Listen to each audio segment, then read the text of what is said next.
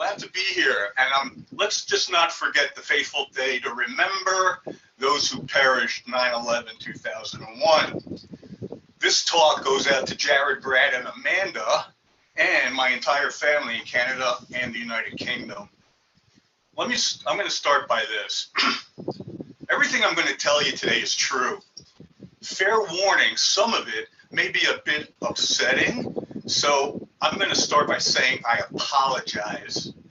Also, because of lifelong feelings of self-loathing, I have the tendency to want to say I'm sorry after anything or everything that may offend you. And for that, I do apologize.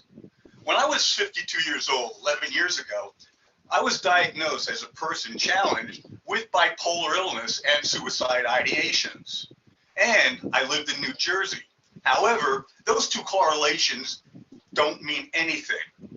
Today, with your permission, I want to share some stories about brilliant tactics to support a survivor of a suicide attempt and mental health. And I'll start with this, with my apologies. So there are these three construction workers on top of a building. They're on the 40th floor of a skyscraper. At lunch, they sit down and they're at the edge of the building and they're looking down, and the first guy opens up his lunchbox and says, "Oh my gosh, roast beef and cheddar? I hate roast beef and cheddar. Why does it always got to be the same thing?" The second guy opens up his box. "Oh my gosh, peanut butter and jelly. What am I, a 4-year-old? Why can't I get something new?" The third guy opens up his lunchbox. "Tuna on rye. Tuna on rye. If I get tuna on rye one more time, I'm throwing myself off this building." So it's the next day, same three guys, same skyscraper, 40th floor. It's lunch hour, and they're sitting there. The first guy opens up his box. "Ah, ham and Swiss, that's more like it." The second guy, he says, "Chicken salad, now we're talking." The third guy opens up his lunchbox and says, "Tuna on rye, for the love of Pete, no." And he throws himself off the building and plummets to the ground. And the first guy says to the second one, "Oh my gosh, I had no idea. I feel so bad." And the second guy says, "I don't. He packs his own lunch." Our world is plagued by an epidemic, by a disease, or diseases that show no mercy. The demons known as suicide, anxiety, addiction, depression, psychosis, schizophrenia is very real, and they have claimed far too many of those who we love, far sooner than they should have. I'm still here with others, fighting a battle that we wage every day of our lives, keeping our demons at bay. It's up to everyone to show the ones suffering and challenged that they are not alone, that they have nothing to be ashamed of, that the world does understand, and that we will all fight to end the stigmas associated with mental health. Let me share my story with you, which complements the information you're listening to in this coaching session about coaches and helping oneself. Radical acceptance. How vulnerability saved my life. My father is a Holocaust survivor of 5 concentration camps. I can't fathom his wretched experiences of the Holocaust, nor imagine the possible effects it had in his entire life or in mine. The year is 1944, when my dad, at the age of 14, marched into his first concentration camp, Auschwitz, known all too well as a death camp for millions of Jewish descendants. What followed for him was a progression of escorted death marches. He was finally liberated to walk out of the death camp in 1945, being liberated by the U.S. Third Army. I am a person plagued with and diagnosed with a disease that has no mercy. At the age of 52, I was told by my psychiatrist, Clifford Goldman, that I was challenged with bipolar, defined as a medical condition disrupting my thinking, my feelings, my moods, and my ability to relate to others while I maintain my daily functions. I'll be very clear with you right now. I am not crazy, nor am I broken. I was just made this way. My reality is just different than yours. I found out that many psychiatric disorders tend to run in families, which suggested to me potential possibilities of mood disorders prevalent in genetic roots. As my father's son, it hasn't been easy for me. That's why I can't just talk about it and not be about it. To be vulnerable, to have clarity, to have a voice, to search for meaning. And right now, I just want to get back to my normal, to get back on my feet again. I'm living, or better yet, we are living in a world of a misunderstood mental illness pandemic, one that inflicts millions of people, taking them far sooner than they would have known or their family members could have imagined. Bipolar is my demon. It runs through my veins like a toxic poison. The misery and the addiction to pain was my constant companion, and at the time, I swore I was to blame. How much more pain can Jeff endure? I agonized over this question as I welcomed vulnerability and radical acceptance of my diagnosis. I wondered what was going to happen to me next. The stereotypes, the discriminations, the prejudices, and stigmas of people living with bipolar and other mental illnesses were all I had to go on. The television and movie depictions told me that I'd soon be drooling, rocking back and forth in a corner and laughing uncontrollably. I even visualized the characters of the movie One Flew Over the Cuckoo's Nest and the Joker as being my guidebook and roadmap to my shame as a person newly diagnosed. I ruminated and I heard the sounds of angels, hallucinated demons that only I could see. And I was at fault for everything. I was defective. I was difficult, unwanted, alone, scared, suicidal. So this perceptual illusion of my truth, what I have is not who I am, pierced me right to the core. Surprisingly, a decade since my diagnosis, and let me just pause, I look, and I hope you can see it, I look at my disease, can you see the shirt? And the stigmas associated with it through different lenses. And let me tell you why. I now understand the misconception and misinformation within society to mistakenly view, sometimes unintentionally, mental illnesses in people. Well down the road on my search for meaning, I wondered, is there a correlation between my illness and my dad's tragic story? How else would I have gotten my newly found companion?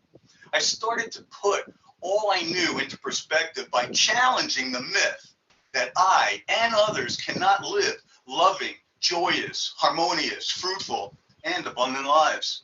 Because that's exactly what it is, a myth. My antidote begins with one common question asked of me when I advocate for mental health in my practice. I talk about my experiences of what happened, what helped, and what's next. The question asked is, Jeff, you say you were diagnosed when you were 52. Why not earlier? This question really piqued my curiosity, and I started to research the genetic correlations between my family DNA and being a person challenged with my disease. And one really fun fact astounded me. Researchers have discovered that five major mental disorders may be linked to the same common inherited genetic variations, according to a study published in the journal Nature Genetics, bipolar being one of them. This was definitely my aha moment for unearthing my vulnerability and acceptance. It empowered me to be proud and unashamed. My demon, bipolar, had and still has today many symptoms, including signs of chronic depression, anxiety, rumination, confused thinking, the ability to concentrate or learn, and suicide ideations. I still find it hard to understand why some people developed emotional disorders and others did not. I learned, however, that my disturbed mind was treatable. I knew if I could take care of my mental disease and be vulnerable and accepting of it, learn as much as I can about it, I would be able to share myself and my story, I'll emphasize story, with others and change, even perhaps save lives. I'm emphasizing to you that my self-care and recovery was not something I was given. It was something I claimed. I'm emphasizing to you that my self-care and self-recovery was not something I was given. It was something I claimed. I realize how important it is for me and others who are living with these conditions or anything less optimal in mental health to talk about it and not be scared to say the words. I have depression, I have anxiety, bipolar, an addiction, I feel suicidal, or whatever you may be going through. I surrendered by stepping up and publicly disclosing my situation to friends and family, to speak in a crowd or a random stranger on a crisis warm line, preparing for a TEDx talk. And the best scenario is doing this eSUMMIT. I'm living proof that only someone radically accepting the pain of their recovery can reap the benefits, and anyone doing the same will encounter the same by not giving up. There is absolutely a reason to fight. Jumping out of my denial and landing in a pool of radical acceptance set me free. I wasn't ashamed anymore to be who I am with my assumed inheritance. I will tell you that hiding my symptoms, ignoring them, or hoping they would go away made the situation a whole lot worse. How? I just kept on digging myself into that rabbit hole. I got better with a lot of treatment, not just my willpower. I learned that no one is immune to mental health diseases, and they do not discriminate. I finally got it. This wasn't my life plan, but it's imperfectly perfect. I proved to myself that being vocal because of my vulnerability and acceptance has changed lives. As I think about it, should I feel relieved about being bipolar, knowing that it may have been a genetic phenomenon, and discovering that this may be the root of the cause? If yes, I'm okay knowing that my adult children, Jared, Brad, and Amanda, have experienced their own mental health challenges and addictions. My mind ruminates with the thought of my dad injecting me with his poison, then grabbing that syringe and injecting my kids. I'm not going to sugarcoat the fact that I became nauseous thinking I passed on my unbalanced mind to them, and also believing my dad did the same to me.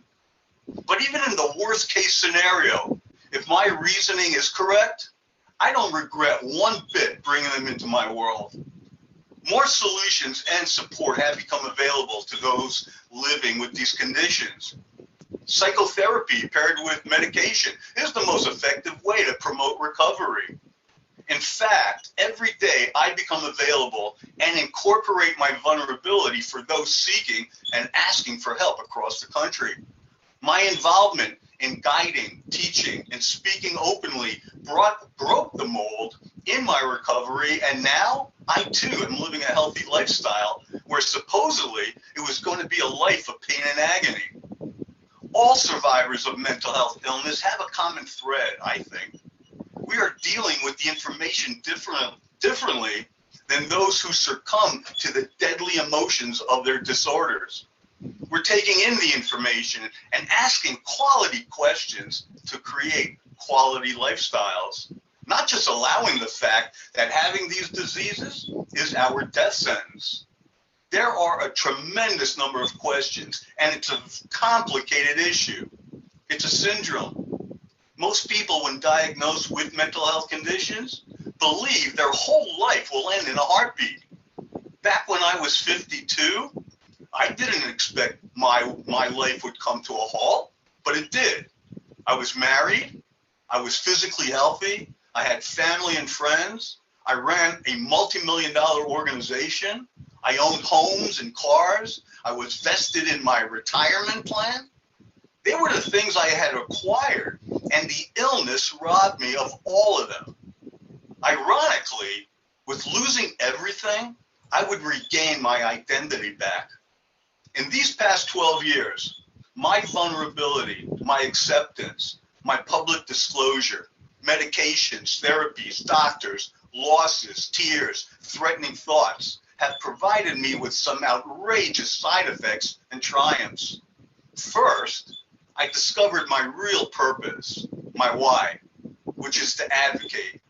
Secondly, I began to realize how grateful I can be for the things I have and not the things I don't. That I am imperfectly perfect.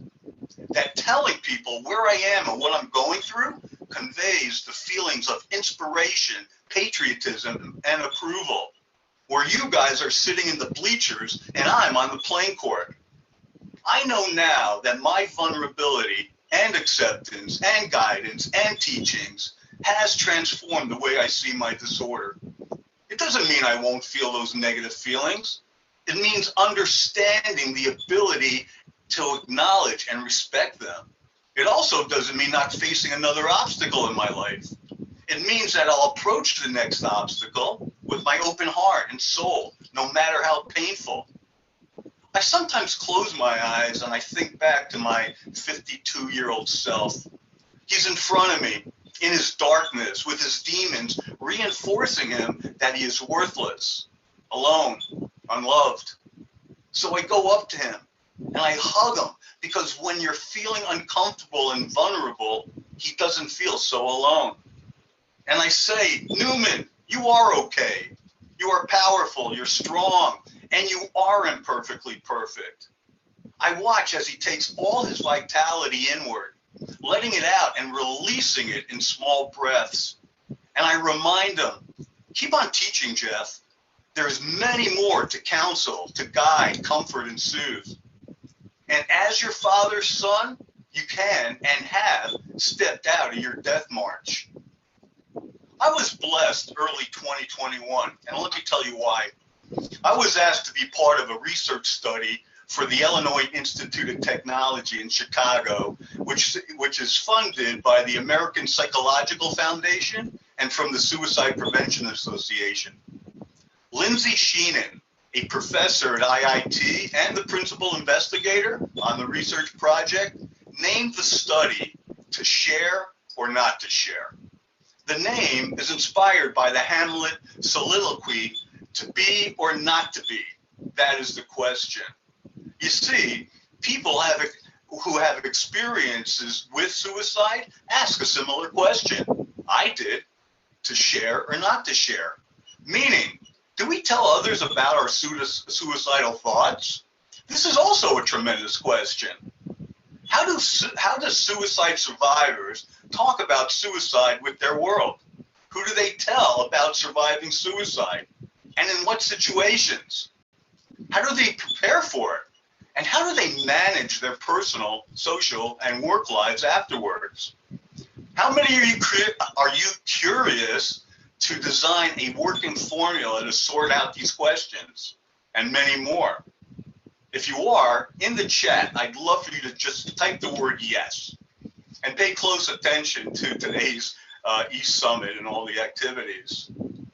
What I found out to be true for many is that there should not be any pressure for being vulnerable to disclose or not to disclose.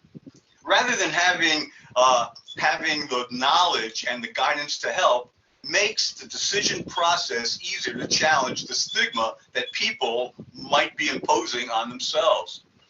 It's critical, I think, to perhaps develop one's own disclosure story, just like I just did, and hear the stories of others. So my goal today is for you to understand the risks and benefits of people telling others about their personal experiences with suicide and mental health, and reduce the shame that surrounds them. But first, Another true story. One that could have been a devastating ending, but ended into a story of triumph, love, and growth. Listen for the antidote. There's this man, his name is Jared. He is in Idaho Falls, Idaho in the U.S., and is a nurse practitioner working on the front lines in the emergency department treating urgent injuries and illnesses. But what Jared didn't know was there was an emergency situation happening at home. It starts June 2019 when Jared's daughter, Amanda, was 13 years old. Age 13 is notoriously hard time for young girls, but Jared had no idea how much Amanda was really struggling inside. He knew she was suffering from lowest self-esteem and some depression, but he did not know she was having suicidal thoughts. One night late, Amanda decided to take action on her thoughts. She went downstairs to get a knife. She was going to try to end her life. As she came down the stairs, she spotted her dad and burst into tears. Jared got Amanda professional help. She was prescribed antidepressants as well.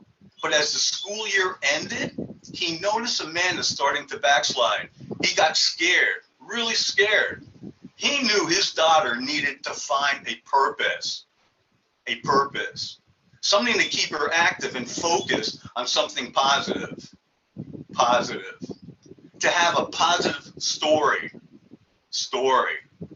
But he was frustrated because he didn't know how to help her. Does any of this sound familiar? If yes, put it in the chat. Then one day, Jared heard of a charity run being held in the community. He decided to take the challenge, and he encouraged Amanda to join him. On June 3rd, they started walking a mile a day. Jared admitted it was painful, but despite the constant torrent of complaints, they pushed on to day 2, day 3, day 4, and so on. After a few weeks, the complaining started to die down, and they kept on doing it together. Day 90 was amazing, he said. They took their regular walk, and they hiked 13 miles together that day. Jared assumed that would be the end, as Amanda had completed what she committed to her dad. But on day 91, Amanda woke up early and asked her dad what time they were going to walk.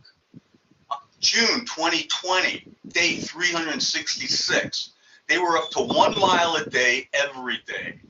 They have never missed a day, and the change in Amanda is unprecedented. She is now a confident young woman who started to realize her own potential, her inner strength, a purpose. Through this journey, Jared realized that the best days had not been the goal day, like 90, or even the day 365, but actually the day after the goal day, when they decided together to just keep on pushing on. They continued daily walks up until today and now have over 400 walks together. The goal is to continue at least until she graduates 4 years down the road. We all can have our stories.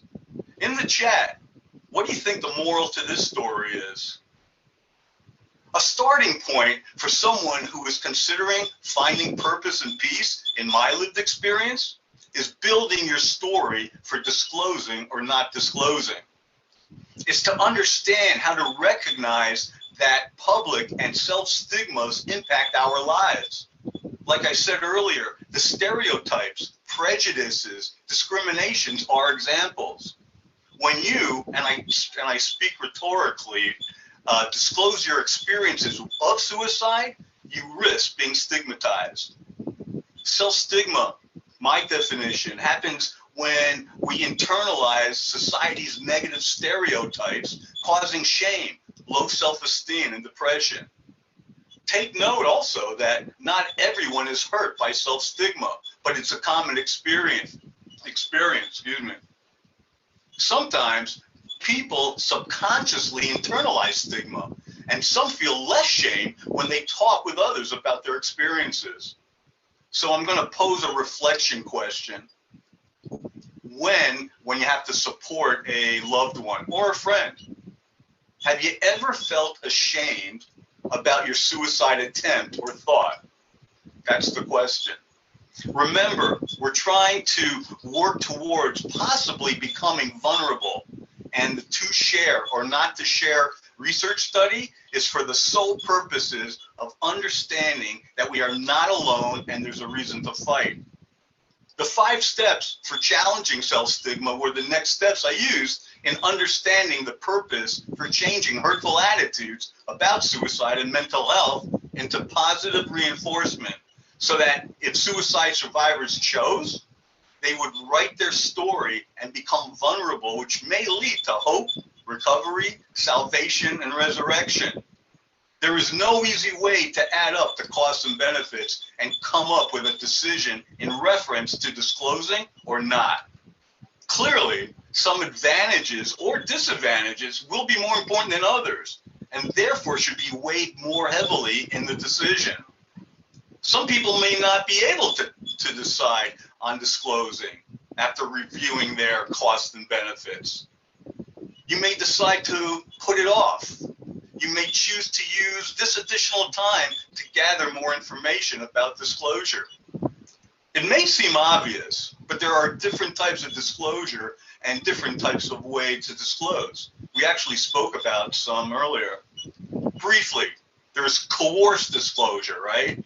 Sometimes you might be forced to or coerced to disclose. An example would be being brought to a hospital after a suicide attempt. There's non-disclosure. You participate in work in community situations, but do not disclose to anyone. Also, selective disclosure. You disclose to selective individuals like a therapist or a doctor, but not to everyone. Another, open disclosure. You are open to talking about it with anyone, but only when it comes up naturally or when the time seems right. And lastly, there's public disclosure. You actively talk about your experiences and educate others about suicide and or mental health.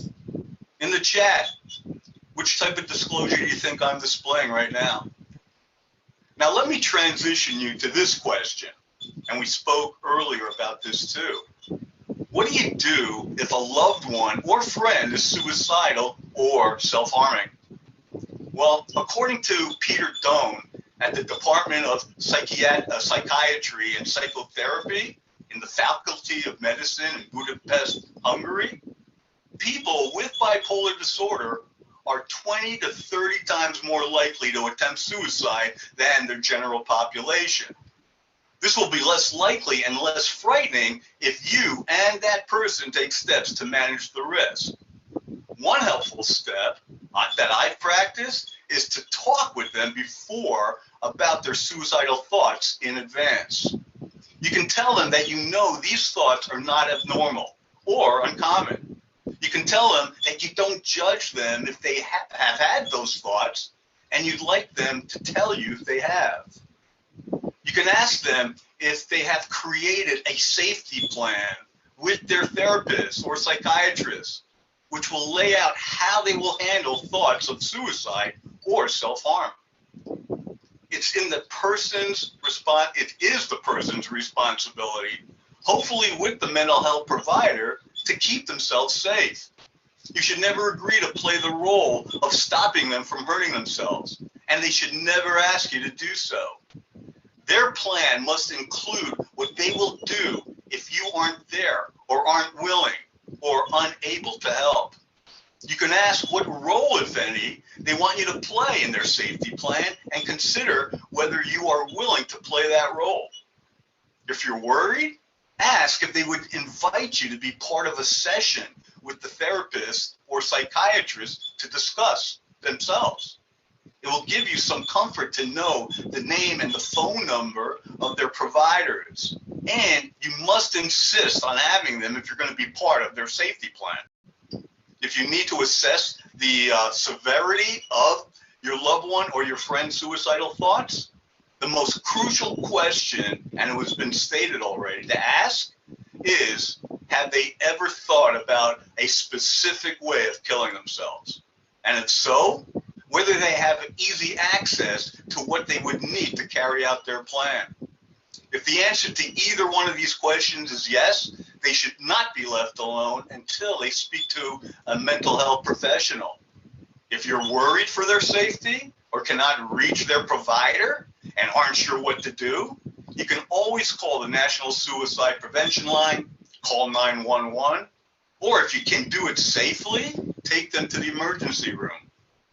I'm making available in this eSUMMIT a whole information support sheet with all phone numbers and emails. If you want to see it, put something in the chat and we'll get it to you. If you find that they have already taken action to kill themselves, call 911 and request immediate medical assistance. I've been emphasizing so far purpose and stories as a route of recovery. So here's one more heartfelt story. Today, on my 47th birthday, I reread the suicide letter I wrote to my 27th birthday about 2 minutes before my girlfriend showed up at my apartment front door and told me I'm pregnant. She was honestly the only reason I did not follow through with it. Notice, a purpose, a story. Suddenly, I felt I had something to live for. Today, she's my wife, and we've been married happily for 19 years. And my daughter, who is now a 21-year-old college student, has 2 brothers. I read my suicide letter every day on my birthday as a reminder to be thankful. I am thankful I got a second chance at life. So, let me say thank you for listening with this as my last message. I had a reason to fight. Focusing on my strengths rather than my deficits was and is an integral part of my recovery, especially at the initial stages of my awareness. It's important to view me as an individual with unique strengths and challenges.